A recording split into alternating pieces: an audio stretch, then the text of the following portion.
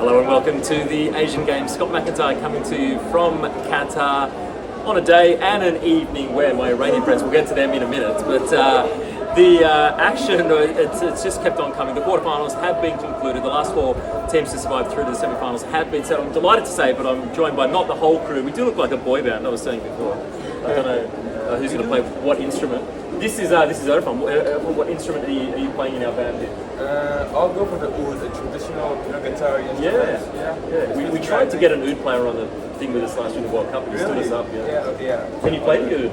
No, I can't, unfortunately. And it's Sina, what's your instrument in I'd like to see like lead singer, but I don't actually sing, so don't tell me to sing. But you know, I kind of dress as if I'm like lead singer. Oh yeah, you got the fashion. And Daniel, what's your instrument in our band here? I play the guitar. The guitar, okay. We're missing a rhythm section. Missing drums as well. Crucial. Okay. Just missing the whole element. The whole thing. The boys, of course, are from Gol Bezan, the fantastic, excellent podcast and website and everything else, social media pages on Iranian football. It's a delight because I've been listening to this I think almost since the inception, maybe. Minus the episodes that have been in Farsi, the few that you dropped in Farsi, they were strong for me. But like I said, a fantastic day for Iranian football, triumphing over Japan. Just to recap what happened, Japan went ahead, Hidemasa Morita, bit of a mix-up at the back. We can get into that in a minute. Iran struck back. Hello, my friend. Hello, how are you? I'm from Oman. Oman, I'm sorry.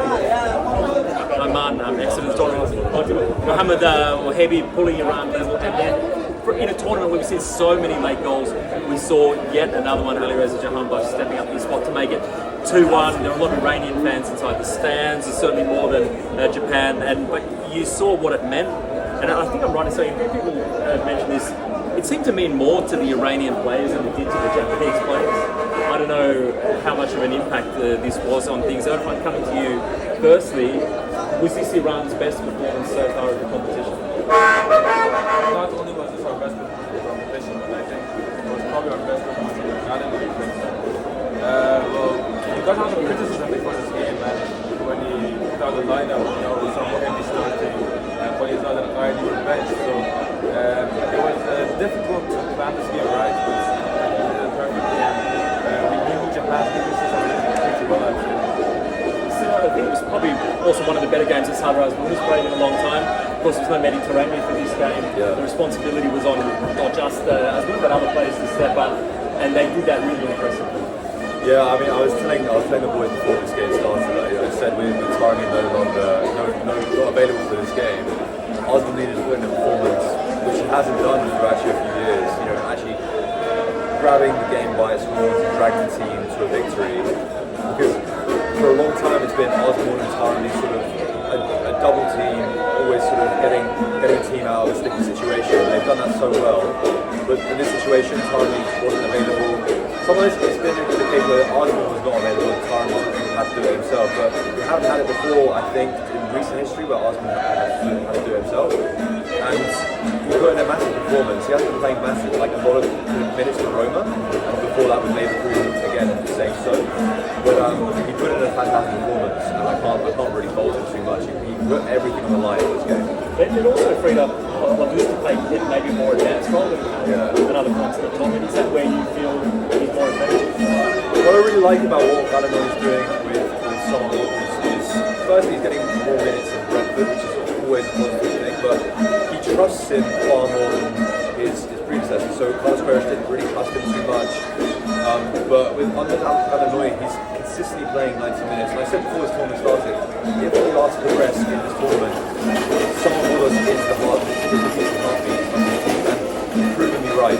Like without him, I doubt we would have got anywhere near this level of the tournament. I rate him very highly. I watch Brentford on a very regular basis, and yeah, the reason why he could be more advanced is he's got Ezatolahi protecting him. And I guess in this game specifically, he had two defensive midfielders protecting him. So he had Ebrahimi and Ezatolahi, which I guess made him free roaming a bit more on the sort of final third of the game. Daniel, I was actually sat behind you guys in the stadium. You didn't know this at the time, but I was watching your emotions, and you were riding this game very, very closely. I saw the disappointment when Japan scored to go ahead.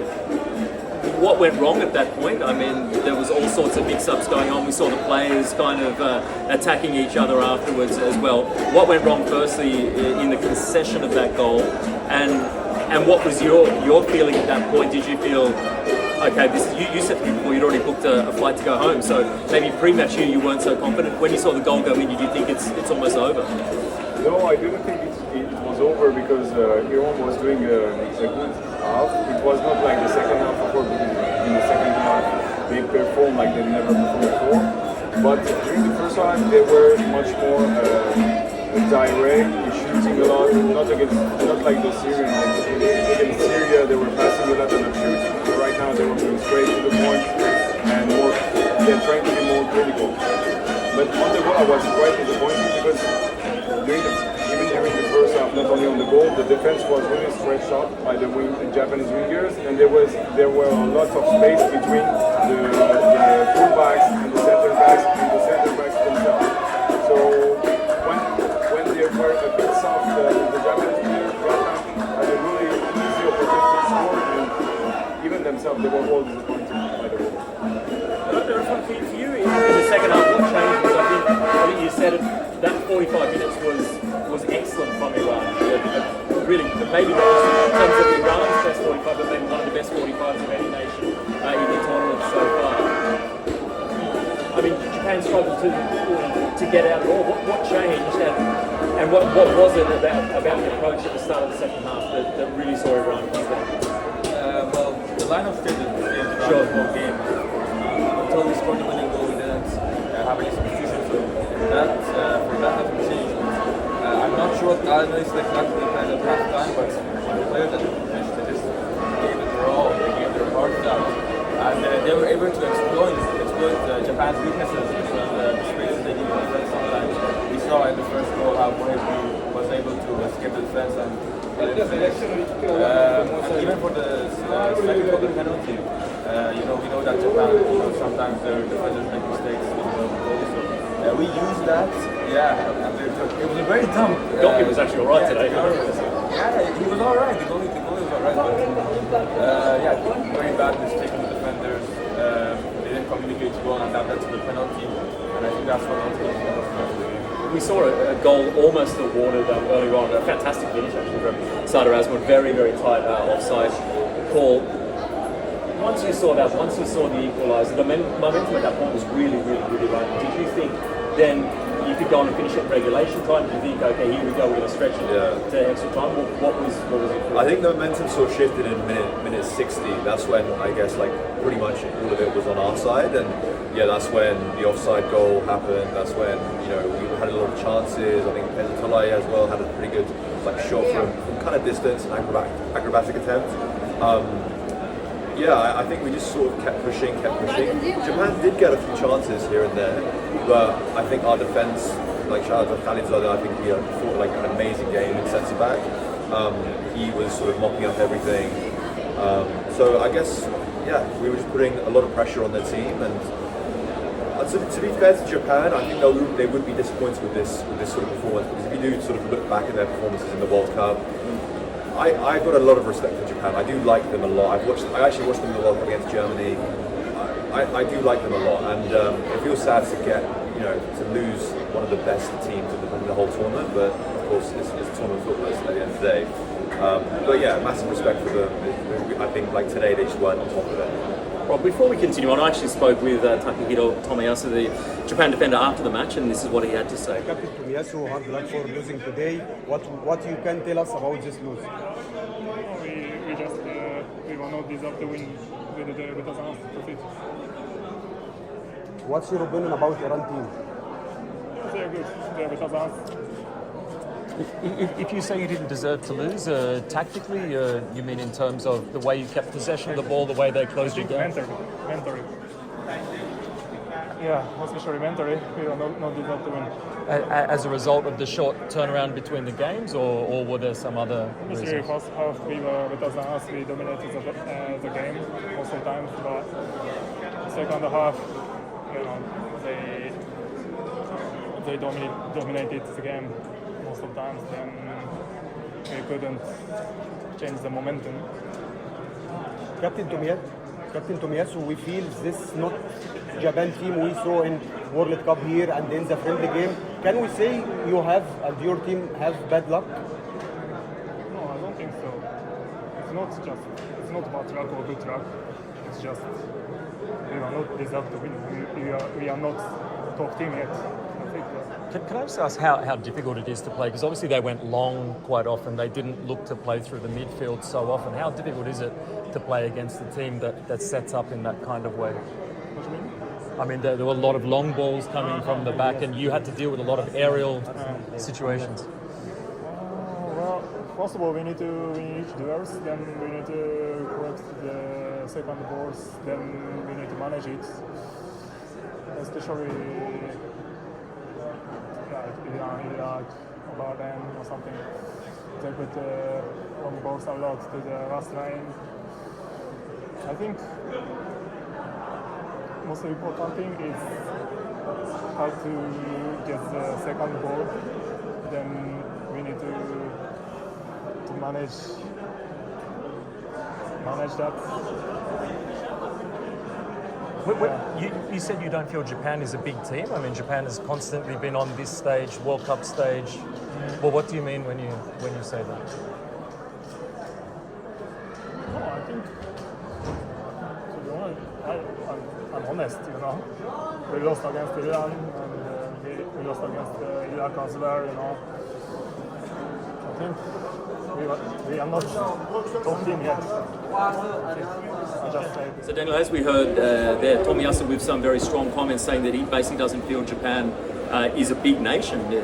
Does it surprise you? Of course it does, but because everyone was picking Japan as favorites for this tournament, they were really the best as an Asian side, and even now using against Iran, I think they're still the best Asian side.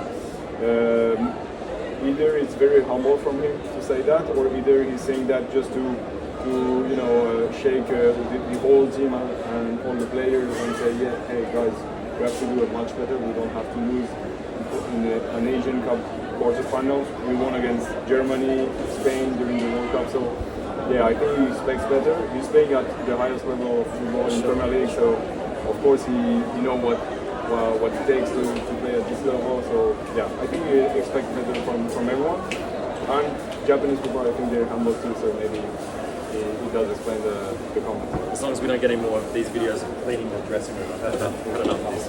People clean up their houses, right? Erfan, he also mentioned there in that chat that he felt Japan were mentally not at the level that they need to be.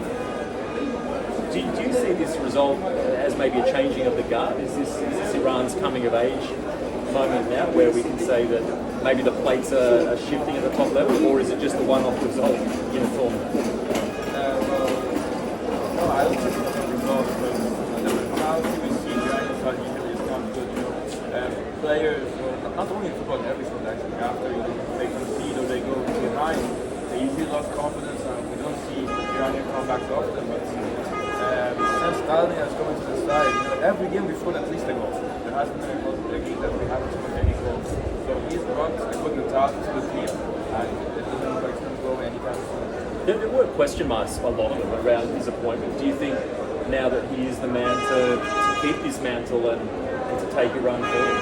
I was actually one of the ones who supported his appointment, because I follow the Iran league, so I really like him as a person and as a coach. So no, I think definitely he should be staying after the Asian Cup, and I think he's going to be. Sina, let's talk about the decisive moment at the end, a real calamity in terms of Japan's organisation. There, you got the spot pick. Was it always Jahanbkhsh who's the likely taker? Did you think someone else was maybe going to step up and take it? Were you confident when you saw it was him with the ball as well? I don't think he's taken a penalty for Iran for a while. I don't know. Maybe the guys will correct me. Yeah, I mean it's been all because it's usually either Taremi or Ansari Fad if he's on the pitch. He's not the regular penalty taker, but of course, he has got the quality. I guess awarding the penalty, it was a defensive mistake, and I think it's not too dissimilar from the switching off of the centre back for the first goal actually. And I guess that goes back to the lack of communication. I guess Tomiyasu mentioned in your interview. And I think they did lose a bit of experience coming from the World Cup to, defensively I'm speaking, the World Cup to like this tournament. They lost Maya Yoshida, who was a massively experienced player in their ranks. The average age of this team, I think, was like 25, so they're still fairly young. Our team, average age, I think, is like 30 or 31. Like, we're an older time. Yeah, we're like different levels of maturity. So, I guess that you do find that sort of quality more profound in the defensive part, where experience is more sort of important. But when it comes to the penalty, I guess, Jahanbkhsh had a lot of pressure on him to convert, because if I'm being honest, I absolutely love Jahanbkhsh as a person, as a professional, but he hasn't been at the height that he's been in sort of previous years. When he was younger, when he was top goal scorer in the Eredivisie, he still, ever since he went to Brighton, he hasn't really found that level of form that he had before that. And I think that sort of played up on it, and that sort of performance is also translated into the team Mali performances, where he's not been a regular starter even though he is captain. And so, seeing him convert that penalty in the 90th minute to win against the favourites of this tournament, it's such a positive thing to see. All right, I did also catch up briefly with Sina and Daniel after the game, and this is what he had to say. Congratulations on the win. What does it feel like to beat such a big team and go through to the semi-finals? Well, actually, it was a tough game, as we knew from before the game. Japan is one of the strong opponents in Asia, but of course, also other side we are Iran. We have a really good squad, and I think that today we did as a united. We were together every moment of the game. We fell down, we stand again up together, and I'm really proud of our team. And I would like to just say thank you and congratulations to all of you. How important was it to have the supporters there as well? Because I mean, you had a lot of noise. They didn't. For us, the support we were doing like in gym for us, including the 90 minutes, they were supporting us. And of course, for all of the football players, it's important that you have this feeling, this beautiful atmosphere around. And I really appreciate them. And I'm really happy that you make them proud. Is this a moment that can change Iranian football? I mean, a big Japan team that did well in the World Cup, other Asian Cups, you beat them tonight. What kind of a message is this? The message is like, we are Iran and we deserve other countries to respect us. And I think that's it for the moment. And we can be happy, but just until tonight. And tomorrow on we have to work and focus for the next game. Good luck. So Daniel, coming back to you, I'm going to ask the same question again, and one what Saeed also said, that he maybe feels that this is a moment now where Iran can really go on and build from this performance, not just in this tournament, but they're building going forward as well. The question is, do you agree with this sentiment? And also, as we noted, it is an older group. What kind of talents are coming through in Iran to make sure that if you were to go on and win the tournament, it's not just a one-off kind of victory, that you can build this as the platform for sustained success? Well, I think on one hand he's right, because we have a great generation. Even if we have like maybe 6 or 7 players, more than 30 in the starting lineup today, most of them I think can play again in the next World Cup. So yes, and they're playing well together, they know each other, and it's the first time we see them with that spirit. They have a really good spirit. Even when they conceded the goal, Jahanbkhsh was the first saying, guys, calm down, let's go. Someone was making a mistake, someone else was encouraging and supporting each other. So it was quite positive. But on the other hand, we expected in the squad list to have some more youngsters. We had some talents coming, and for now they don't have their place in Team LA. So we hope that in the future, in the World Cup qualifiers and in the friendlies, the coach will trust some youngsters like Alireza. I was going to ask, who are the most exciting? Has Bobby. There is a generation, maybe they're not as talented as the Olizade, Majid Hosseini, Sader Mouarami were. This generation was really good. But I think you should try to include them in friendlies and World Cup qualifiers, so So we just formed them and prepared them for real games during the World Cup or Asian Cup. Right, returning to the last couple of matches here, we now know Iran's opponent in the semi-finals. That's Qatar after they played out a 1-1 draw in regulation time, and then penalties was up and down like a bit of a seesaw. In the end, Qatar got the job done. There's a lot of very confident Qatari fans behind us down here in the Souq as well, making a few little jibes at the Iranian fans, right? Yeah. Imagine the American fans reacting to the game. Qatar are a good team, obviously they're hosts and they have an advantage of the fans and some questionable refereeing decisions sometimes, but we'll not get too deep into that. And then the Qatar, they were not bad. Their goal was very lucky. A big mistake from the goal. It's the first double own goal I've seen. Yeah. They both come from Yeah, but, crazy, but Uzbekistan got the equalizer. There was a horrible penalty shootout, to be honest. Sina called it before. Like, I don't see I couldn't see that at all. But yeah, 5 penalties missed was it after. The penalty's been really good so far in the tournament. It's been a surprise. Yeah, like Tajikistan scored all of theirs against UAE, Iran scored all of theirs against Syria, and we've seen few misses, but this one was just gone.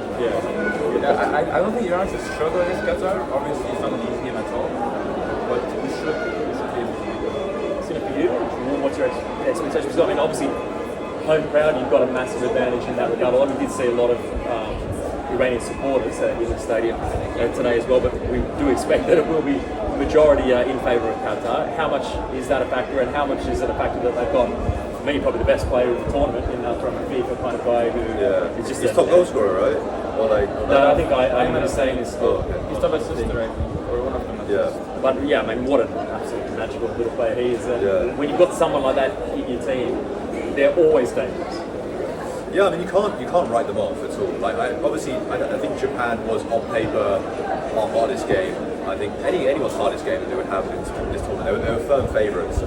But don't forget that Qatar is the reigning champions. They're at home. They've got some decent players. They've got decent supporters as well. I'm not gonna lie, they've made a lot of noise today. So I do see them challenging. I do see them challenging for sure. I'm not writing off as an easy game. However, what I will say is that from our side, from the Iran side, we have got this annoying habit of underperforming after a very good performance. I was just going to ask Daniel that exact same question. So that's what I'm kind of afraid of. So I guess on the one hand, you can see the mental maturity of this team and how they have sort of improved in recent months and years. But that's the one thing I'm sort of afraid of, is that yes, we've had an amazing performance against Japan, but can we sort of do the same level of performance against Qatar? Because Qatar will come fighting, they're the underdogs, even though they're at home. It's a weird situation. We will have less fans than they will. We will make a lot of noise, but don't forget as well, Taremi's back, he's fresh. We have Heidi that's been performing very well, again fresh, he didn't play at all. Holly's up there, can come off the bench, he didn't play today. Haj Safi as well, probably slots in instead of Mohammadi. So you've got some good options that have been rested this game, either through red card or just lack of selection. So I think Qatar will have a lot of different things to think about when it comes to playing us. Daniel, we'll just come to you with that exact same thing, the complacency factor, because we saw the celebrations after full time. You understand it because, like the guy said, Japan are the tournament, were till today, were the tournament favourites, one of the big nations, not just in Asia, but they've done it on the world stage as well. So to have gotten past them, mentally, is it now a question? And we saw actually the coaching staff after the penalty was taken really saying to the players, focus. The issue now is it's almost a come down. You have to go and play a nation now that you're expected to beat. So the tables are turned in a way. Well, this game could have been a final, but it was a quarter-final, and we drew against Syria. We won on penalties. And we won against Japan. So of course you're not playing the same way when you're playing against Japan and another team, since they're the Asian-based team. They wanted to focus. The game plan will be very important against Syria. The game plan, I think, was less direct than against Japan, and we were passing. We saw only short passes and less shots and etc. Against Japan, it was much more direct, and actually it worked. Where the team was a lot more dangerous, especially in the second half. Almost 2 or 3 goals could have been scored, added to the score sheet. So yeah, but I think this group is prepared for that. They have really a good mentality for this Asian Cup, and that was the biggest issue with Team Melli before. Like they were losing their concentration during the game really easily. But right now it seems that they've come to a certain maturity, and Sina was saying that they're so mature, like in the way they're playing during the game. They were really mature in the aggressivity, in everything. They were trying to win this game by all the way possible, and I think they'll go into the next game with the same mentality. Just finally, how's the tournament been for you? I mean, being here in Qatar at an Asian Cup, what's the experience, not just in terms of the football, but away from the football as well? What's it been like? It's an amazing experience. My first time in Qatar and first time in an Asian Cup, so I personally love it. I feel that it's all very well organized. We have, as medias, all the services, media shuttles, media center, the stadium media centers too. So it's a very, very beautiful experience. We have great stadiums. They're world-class stadiums. It's amazing to have that much stadiums like that in Qatar. So we're enjoying every moment of it. And actually, Qatar and AFC, they all organize it very well. So it's a great moment. It's a very nice Iranian ice cream. The Iranian culture here is really popular. You're saying there's a lot of Iranians actually living here in Qatar. Yeah, a lot of Iranians are here, but all around the Gulf region actually. Qatar is really nice. We also explored outside of football. And secondary game after this game, we went to the desert safari. Yeah, it was a really nice experience. We went to Sea Line. It was in the east coast of the country, so it's like a part of the desert and the sea touch each other. So we rode camels. Really? Yeah, their first experience riding camels. Yeah. Second. Okay, that was my first time. Riding camels. It was pretty. Nobody fell off. There wasn't a disaster. They didn't enjoy it much for some reason. I enjoyed it. Good. Is it dangerous up on the top of the? No, just when it gets up and gets down, you have to just hold on tight. Just finally, Sina, the other side of the draw has thrown up, I think, a semi-final set nobody expected in Jordan. Have been quite good. I think coming through as one of the third place situations in the group, so a bit of unusual situation. They're up against Korea Republic, who just keep doing these late kind of shows. What do you expect from that side of the draw? I think it's such a good match. I did watch Jordan play last game. Remind me who it was against. Tajikistan. Yeah, Tajikistan. And their fans were intense. Their fans were so intense. There weren't that many of them, but they were making noise. They were making a lot of noise. And I guess like that provides a 12th man for the team. I will say that they impressed me. They impressed me a lot, and I can see them posing a lot of problems for South Korea that, for me, haven't actually been that convincing. They would have lost the last two games if it wasn't for a bit of luck, a bit of Souq Waqif magic. So I can see them posing problems. I can actually see them winning this game. I know maybe I'll lose the decision, but if they catch South Korea making a mistake, or they're defensively a bit more sound and sort of see out the game with a level of maturity, I can see them definitely progressing in this game. I don't see South Korea being convincing at all. Say a little bit about the benefit of hosting, that we've got three nations of the Final Four from in and around this region, whereas in terms of on-field success, Japan, Australia have also been quite big. They're gone home, and we've got three of the teams from here.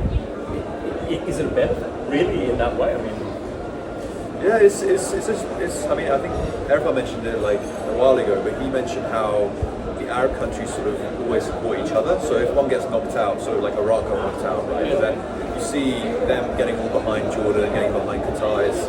So I don't think the Japanese are going to be supporting this. Especially no, because there's a history there, right? But I guess it's nice to see, to be fair. So you can see Palestinian fans getting sort of back behind certain Arab countries. Yeah. So I guess that might be part of why their fan base is so big. They could have sort of recruited the Arab countries that have been knocked out. I don't know. We don't have that experience. Like Iran, when we get knocked out, no one supports us. It's just us. We walk alone. Would it work in reverse? The Iranian fans would jump on other nations? No, I don't think we do that. But yeah, so I guess it is a benefit for them. They're sort of very united as a sort of region. So I guess that is a good thing. Boys, thanks so much for joining us. It's a real pleasure to come so to much. and chat. And you'll have another episode dropping tomorrow, reviewing. Well, we're recording tomorrow, so probably either tomorrow night or the day after. Fantastic. Looking forward to that. Thanks so much. But now, thank you, boys. We've got to come up with the name for our band. We'll do that a little bit later on. That is all for now. We'll be back in the next couple of days with another episode. But until then, it's bye for now.